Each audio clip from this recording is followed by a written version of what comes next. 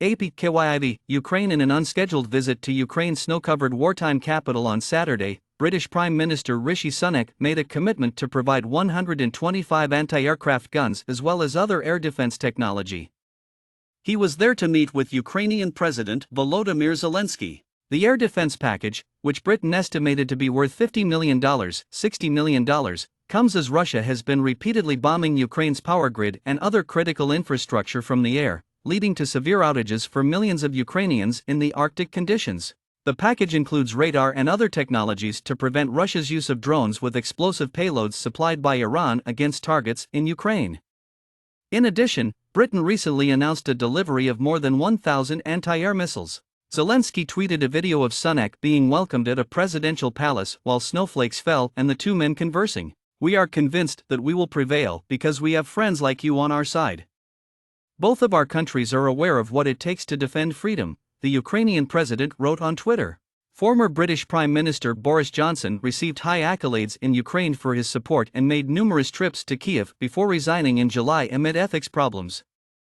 Although when he served as Johnson's UK Treasury Secretary, Sunak was seen as being averse to calls for more defense spending, Sunak is trying to reassure Ukraine's authorities that there won't be a change of perspective under his leadership.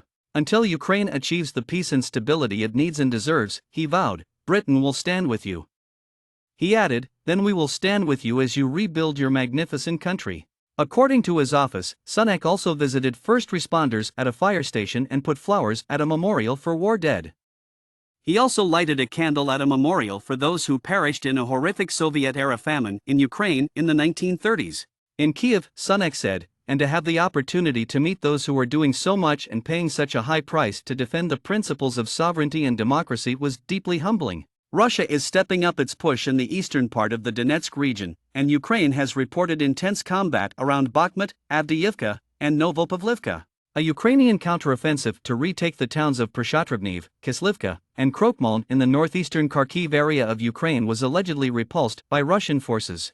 During an assault on the village of Mykolivka in the southern Kherson region, Ukrainian forces claimed to have killed or wounded dozens of Russian soldiers. The injured were transported to hospitals in Crimea.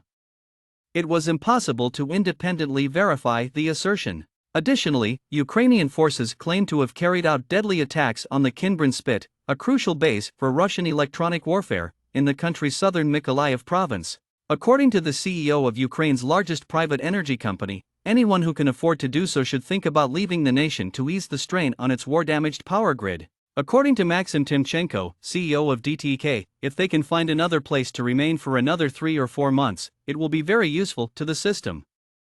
Hospitals for wounded warriors will have an assured power supply if you consume less.